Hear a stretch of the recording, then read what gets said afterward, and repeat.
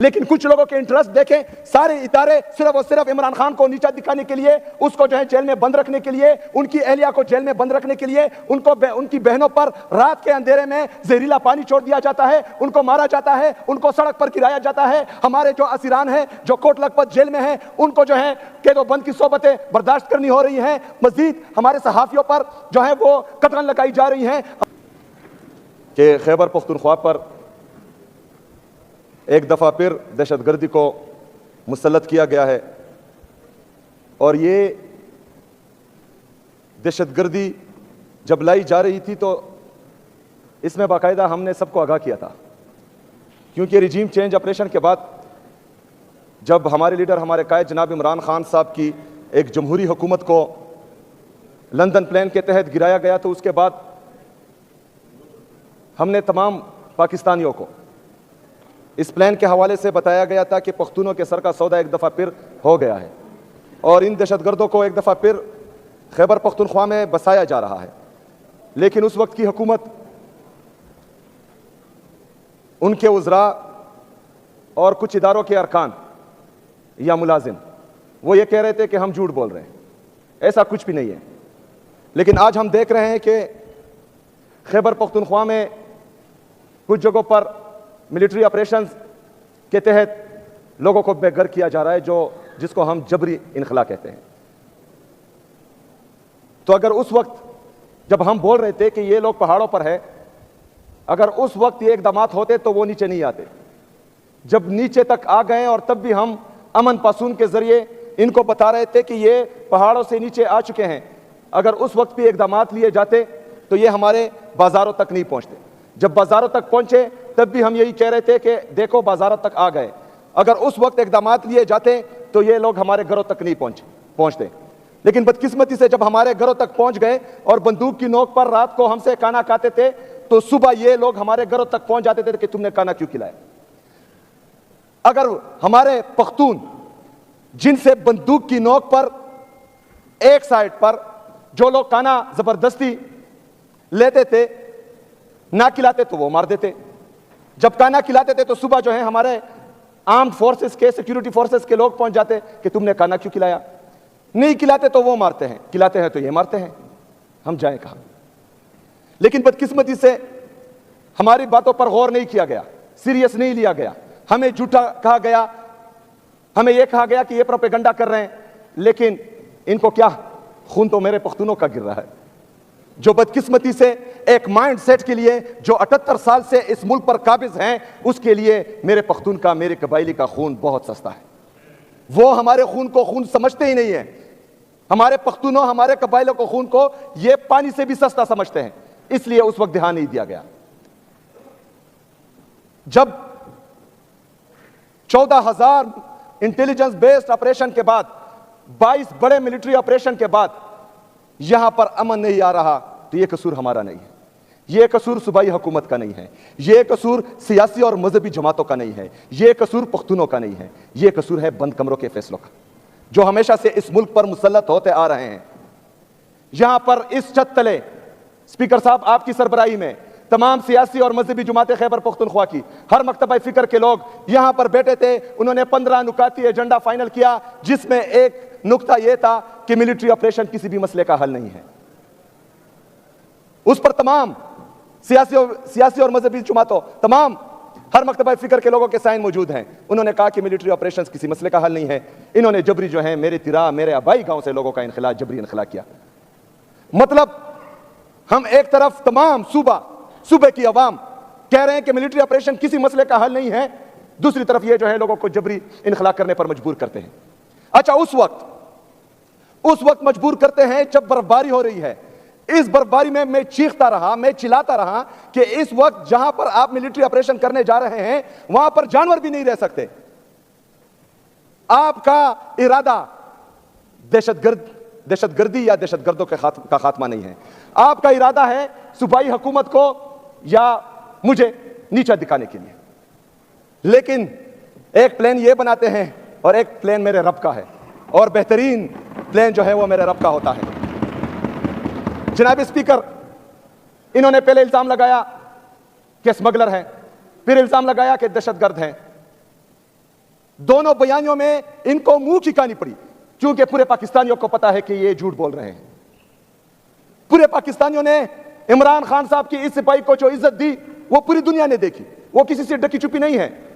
क्यों? क्योंकि आज भी पूरा पाकिस्तान सिर्फ पाकिस्तान का वाहिद लीडर इमरान अहमद खान नियाजी को समझते हैं। अल्हम्दुलिल्लाह, इन्होंने इल्जामात लगाए, इन्होंने मुझे डराने की कोशिश की, मुझे दबाने की कोशिश की, लेकिन अल्हम्दुलिल्लाह जहां पर मैं खड़ा था यहां पर मैं खड़ा हूं और इंशाअल्लाह ताला अपने अवाम के साथ मैं खड़ा रहूंगा। ना मुझे कोई अपने नजरिए से 1 इंच पीछे हटा सकता है, ना ही कोई मेरे अवाम या मेरे सूबे के इंटरेस्ट से 1 कदम भी मुझे पीछे नहीं हटा सकता, और किसी में इतनी जुर्रत नहीं है कि वो मुझे पीछे हटाए। जो मेरा मौकफ था वो मेरा है और इंशाअल्लाह ये मौकफ मेरा रहेगा। जनाब स्पीकर, जब दोनों बयानियों में इनको मुंह की कहानी पड़ी तो इन्होंने फैसला किया कि तिरा में मिलिट्री ऑपरेशन होना चाहिए। हालांकि वहां पर बर्फबारी थी, वहां पर जो है इस वक्त कोई जानवर भी नहीं रह सकता, ये मैं बार बार कह रहा हूं, लेकिन उसके बावजूद ये बज़िद थे मुझे खराब करने के लिए, क्योंकि इनका इरादा था कि जब लोगों का जबरी इनखला होगा तो लोग जो हैं इसके पीछे या हुकूमत से मुनहरिफ होंगे और वो जो है इनसे नाला हो जाएंगे। लेकिन अल्लाह का प्लान कुछ और था। जब जबरी इनखला हुआ तो मैं तिरा के अवाम के पास गया, तिरा के अवाम ने मुझे प्यार दिया, उन्होंने मुझे इज्जत दी, क्योंकि उनको पता है कि सूबाई हुकूमत नहीं, ये बंद कमरों के फैसले हैं जो हमें जबरी इनखला पर मजबूर कर रहे हैं। उनको पता है कि सूबाई हुकूमत अगर हमें कंपनसेशन की मद में 4 अरब रुपए दे रही हैं, ये वो यहां पर डेवलपमेंट स्कीम में, अस्पतालों में, यूनिवर्सिटीज में, कॉलेज में, स्कूलों में, रोड्स में भी लगा सकते थे, लेकिन नहीं, क्योंकि बंद कमरों के फैसले जो हैं वो कुछ और चाह रहे हैं। वो खैबर पख्तूनख्वा को लिबार्ट्री बनाना चाह रहे हैं, बल्कि लिबार्ट्री इन्होंने समझ रखी है। एक आता है, एक तजुर्बा करता है, दूसरा आता है, दूसरा तजुर्बा करता है। लेकिन यहां पर पाकिस्तान तहरीक इंसाफ की हुकूमत है, यहां पर इमरान खान साहब की हुकूमत है, यहां पर अल्हम्दुलिल्लाह इस दफा इमरान खान के सिपाही आए हैं, वो बंद कमरों के फैसले भी मुसल्लत नहीं होने देंगे, और अगर कोई बदमाशी से, जोर जबरदस्ती से, डंडे की जोर पर, बंदूक की नोक पर यहां पर मुसल्लत करना चाहेगा तो इंशाअल्लाह ताला हम उनके खिलाफ खड़े होंगे इंशाअल्लाह ताला। जनाब स्पीकर, इस बर्फबारी में, शदीद बर्फबारी में इनसे तो गलती हो गई, लोगों का जबरी इनखला इन्होंने किया। फिर अभी इनको समझ नहीं आ रही थी कि जो चीज, क्योंकि बंद कमरों के फैसले हमेशा इस तरह होते हैं, उससे नुकसान ही होता है, इनका भी नुकसान होता है और कौम का भी नुकसान होता है। जब इनको मालूम पड़ा कि इन्होंने जो बंद कमरों में मंसूबा साजी की थी वो इनके गले पड़ रही है, इन्होंने कल एक प्रेस रिलीज जारी की जनाब स्पीकर, और ये प्रेस रिलीज आज मैं फिर फ्लोर ऑफ द हाउस कह रहा हूं कि ये सूबाई हुकूमत और इदारों, सूबाई हुकूमत और वफाकी हुकूमत के दरमियान तसादुम का परवाना है। जनाब स्पीकर, ये परवाना सिर्फ हमारे खिलाफ जारी नहीं हुआ, जो 24 रुकनी कमेटी इन्होंने बनाई थी ये उनका भी डेथ वारंट है, क्योंकि उसमें इनका जिक्र है। लोग अब उन 24 रुकनी कमेटी को अपना दुश्मन समझेंगे, एक तरफ लोग समझेंगे, दूसरी तरफ कुछ और लोग जो लाए गए हैं वो भी समझेंगे। अच्छा, एक तरफ तो ये 24 रुकनी कमेटी के साथ, हालांकि उनको डराया गया, धमकाया गया, दबाया गया और उसके बावजूद उनसे साइंस लिए गए।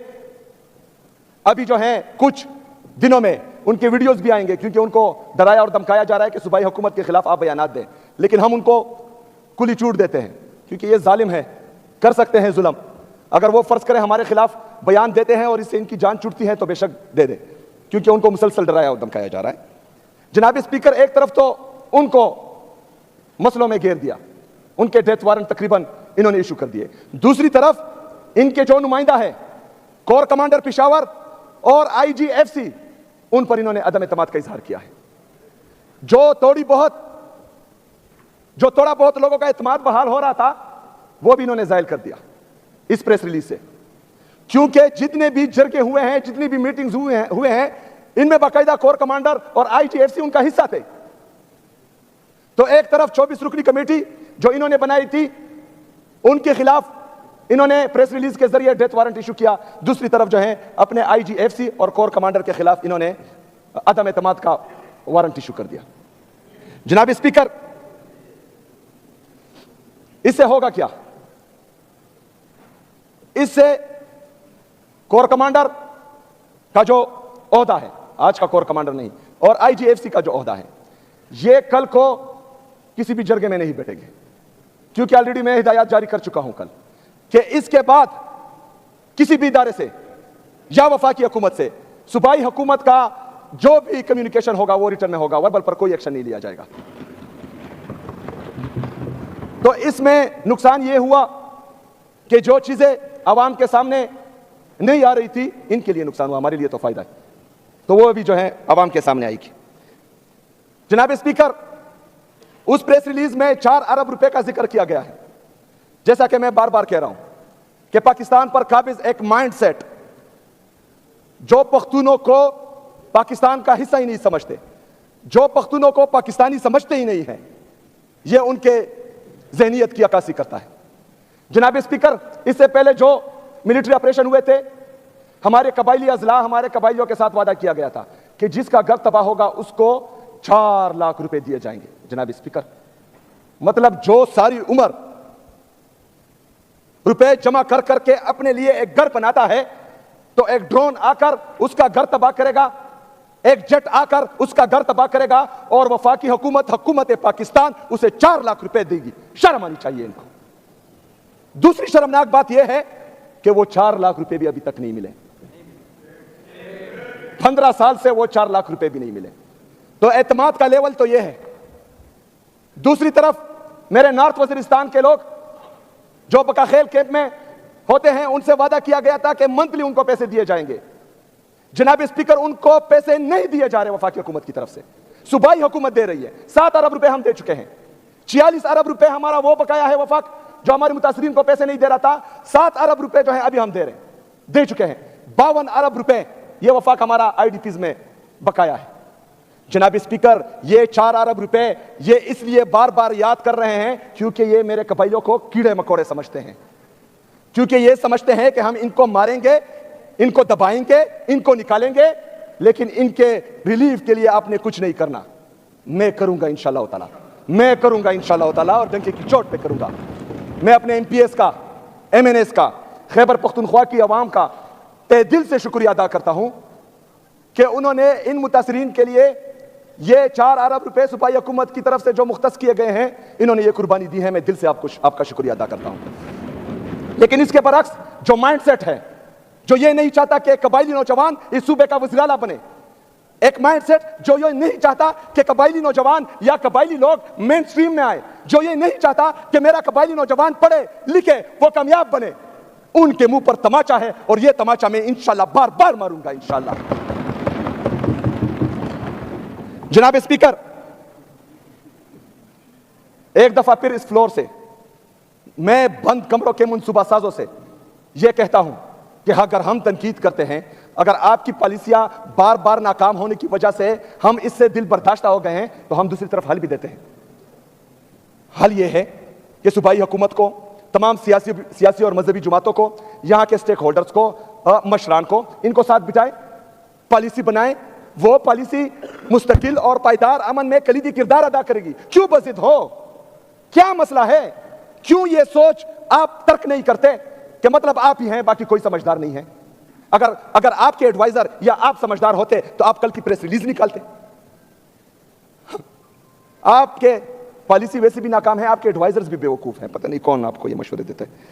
जनाब स्पीकर, वाहिद हल यही है कि मिल बैठकर मुस्तकिल और पायदार अमन के लिए वाज़ेह हिकमत अमली और वाज़ेह पॉलिसी बनाई जाए, जो सिर्फ एक बार हो। ये नहीं हो सकता कि आज एक पॉलिसी बनाएगा, कल वो जाएगा, दूसरा आएगा, वो कोई और पॉलिसी बनाएगा। मुस्तकिल और पायदार अमन के लिए इन तमाम लोगों को मिल बैठकर एक वाज़ेह पॉलिसी बनानी चाहिए। जनाब स्पीकर, एक तरफ तो मेरे सूबे के ये हालात हैं, दहशतगर्दी लाई गई, मिलिट्री ऑपरेशन के लिए राह हमवार होती जा रही है, लोगों को बेघर किया जा रहा है। दूसरी तरफ वफाक हमारे पैसे नहीं दे रहा। 4758 अरब रुपए वफाक हमारा मकरूज है, लेकिन वो हमें नहीं दे रहा। दूसरी तरफ IMF ने रिपोर्ट किया है कि 5300 अरब रुपए की करप्शन इन्होंने की है, ये रिपोर्टेड है। इसके अलावा पता नहीं कितनी की करप्शन हुई होगी। रिपोर्ट्स हैं कि पंजाब में तकरीबन 100 अरब रुपए की करप्शन हुई है और खुर्द बुर्द हुई है। एक तरफ मेरा जायज मुतालबा है, हमारे जायज हकूक हैं कि हमें 4758 अरब रुपए दें, वो नहीं दे रहे कि पैसे नहीं है। दूसरी तरफ 5300 अरब रुपए ये खा रहे हैं और कोई पूछने वाला ही नहीं।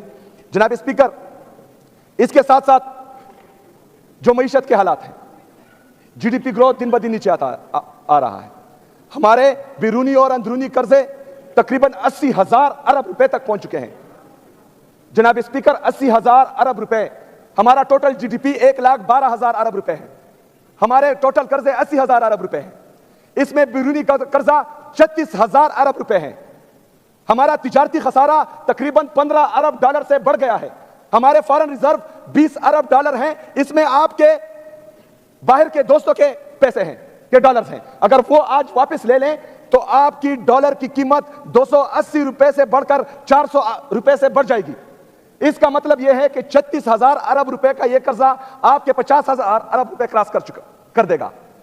मतलब आपका कर्जा जो है जीडीपी को टच कर रहा है, यानी आपका मुल्क दिवालिया होता जा रहा है। आपके नौजवान मुल्क छोड़कर भाग रहे हैं। आपका इंडस्ट्रियलिस्ट मुल्क छोड़कर भाग रहा है, अपनी इंडस्ट्रीज बंद कर रहा है। आपका एग्रीकल्चर में किसान दिन ब दिन खुदकुशियां कर रहा है। ये सारे मसले पाकिस्तान में ही हैं, लेकिन कुछ लोगों के इंटरेस्ट देखें, सारे इदारे सिर्फ और सिर्फ इमरान खान को नीचा दिखाने के लिए, उसको जो है जेल में बंद रखने के लिए, उनकी एहलिया को जेल में बंद रखने के लिए, उनकी बहनों पर रात के अंधेरे में जहरीला पानी छोड़ दिया जाता है, उनको मारा जाता है, उनको सड़क पर गिराया जाता है। हमारे जो असीरान हैं, जो कोट लखपत जेल में हैं, उनको जो है कैदोबंद की सोबतें बर्दाश्त करनी हो रही हैं। मजीद हमारे सहाफियों पर जो है वो कतरन लगाई जा रही हैं, हमारे वकला को उठाया जा रहा है, अगवा किया जा रहा है, लेकिन हमारे इदारों को पाकिस्तान की कोई फिक्र नहीं। वो बैठे सिर्फ और सिर्फ पाकिस्तान तहरीक इंसाफ और इमरान खान को खत्म करने में लगे हुए हैं। दूसरी तरफ पाकिस्तान ही खत्म हो रहा है। अल्लाह ना करे कि कभी खत्म हो, और इंशाल्लाह होगा भी नहीं जब तक हम जिंदा हैं, इंशाल्लाह ताला। जनाब स्पीकर, मैंने कल भी कहा था, मैं आज भी कह रहा हूं कि जो प्रेस रिलीज वफाकी हुकूमत की तरफ से निकला हुआ है, चाहे उसमें कोई दूसरा शामिल हो या ना हो, क्योंकि ये तसादुम का परवाना है। मैं बार बार रिपीट कर रहा हूं। मैं इतवार के दिन अपनी अफरीदी कौम का जरगा इंशाल्लाह बुला रहा हूं। मैं अफरीदी कौम के पास जाऊंगा। इतवार के दिन मैं पख्तून कौम के पास फिर जाऊंगा। तमाम पख्तून कौम को इकट्ठा करूंगा और उसका जरगा बुलाऊंगा इंशाल्लाह ताला, अगर ये नोटिफिकेशन माफी के साथ कल वापस नहीं लिया गया। बहुत शुक्रिया, बहुत मेहरबानी। वमाल नहीं लल बला।